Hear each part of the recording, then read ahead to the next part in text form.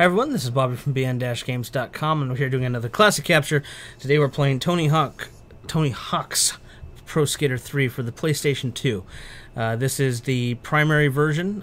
This has been released on many other systems. It was also released on the PS1 at the same time. Yes, it was, and that was using the Tony Hawk 2 engine. We're playing the PS2 version because this is the one that was most... I guess most played, most well known. Yeah, well, no, I would say 2, but I gotta admit, I mean, for this version 3 was because I remember all the hype for the PS, because it was, the PS2 had just come out not too long ago not too long, before. I remember every time the game came out, I always wondered what the new Neversoft thing was gonna be. That was kind of a trick. I left the intro here because the intro is always important for these Tony Hawk games. I think it defined. I mean, you remember that. Yeah. I mean, it was kind of like, this is what made us want to go out and skate. I mean, that was what we used to do. We used to play. Do we want to play the game? Motherfucker, just dolly. Let's go outside. It's like, yeah, no, we literally finished the career mode. We watched a short, 2-minute little skate video, and it's like, oh fuck, we gotta go outside. And then we came back in after. It's like, man, I'm tired. Let's go do it virtually. And then once we rested, we'd be back out. Yes. And then again, this was also, kind of what taught us what music was. Well, for the time. Yeah. If you look at the soundtrack, it's very akin to the time. Yeah, it's like, this was high school. Yes, it was. I mean, listening to Motorhead, Bad Religion. Well, for you, CKY. No, CKY. This one had... Timmy had an obsession with Bam Majora before he went all psycho. This had Rage in it, too, before they broke up, right? Yep.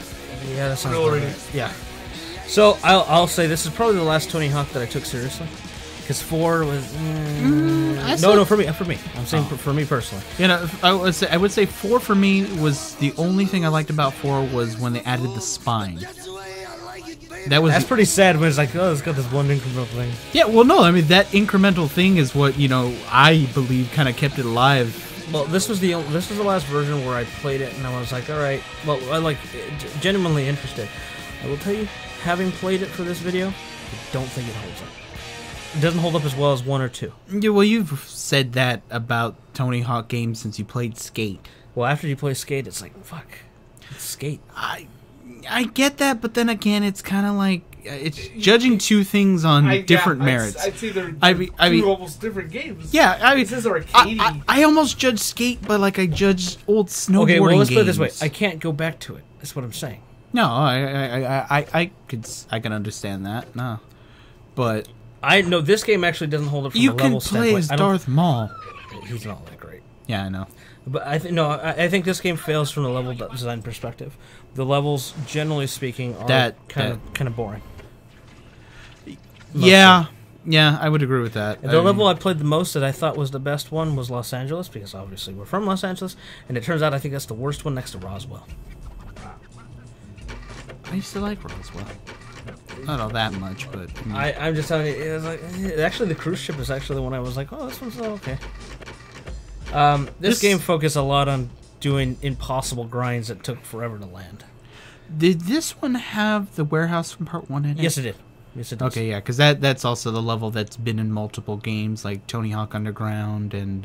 the remake. The remake. Which was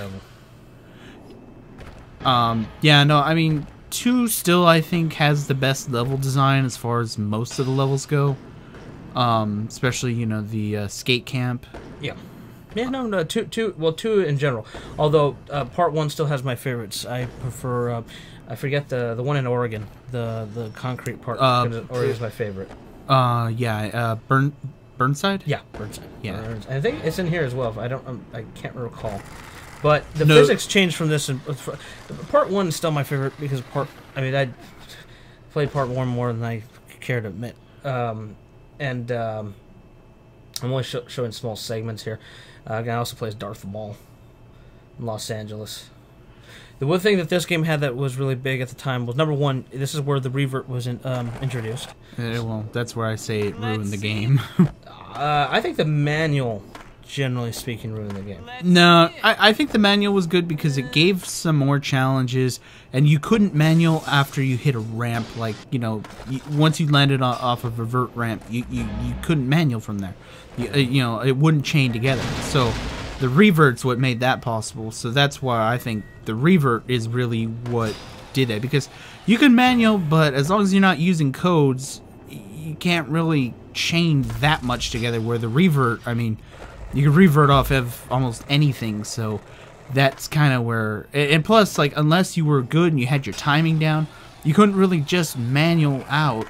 Where the revert gives you like extra couple seconds to, okay, I just reverted, I can manual now. Yeah. The other big thing this game was known for was destructible environments. Right now, I'm gonna grind all the rails involved, and every level had a sequence where the level would change somewhat. So in this one, I would, I grind 4 rails and then had an earthquake, because that happens in real life. Well, it is Los Angeles. Yep. I mean, Escape from LA had, Draw. I still say he should be Snake. Maybe Pliskin. Anyway. Hey, he should be Metal Gear.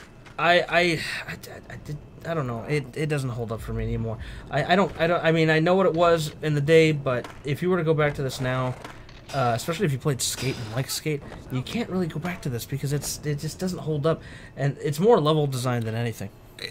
Again, I can agree with that, but then again, I kind of disagree because I judge the way they play both differently, because I mean, to me, they're kind of different games on the way they control. I mean, where Skate, I'm actually looking to try and play really realistic, where this is just kind of like, okay, I'm just trying to simulate, the trick. I don't know. I mean, if anything, if I would say I couldn't go back to this game, it would be more along the lines that I couldn't go back to it because of Underground 1 and 2.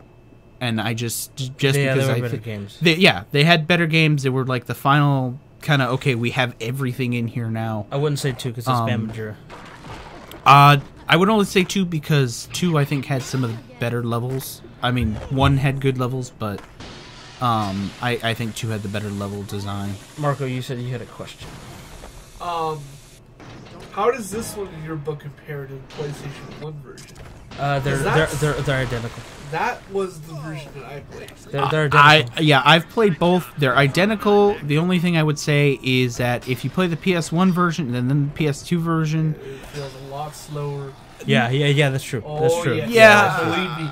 And watching this, because I've never actually seen. You never played the PS2 3? It is a night and day difference. I'm like, holy shit! I have both. Fast. I have both of them. Yeah, no, you're right. No, I would agree with that, but what I was going to say is that the PS2 version looks 100 times better. Oh, I agree. I mean, I remember the very first time I popped it in, because this actually was one of the first PS2 games I ever played. I should also mention this was the first game that had online, which you can still play if you play on a hacked server. There are still people playing this online, which is amazing. Probably is. Anyway, everyone, this is Tony Hawk 3 for the PlayStation 2. I don't think it holds up, but they do. Please subscribe and let us know what you think. Thank you.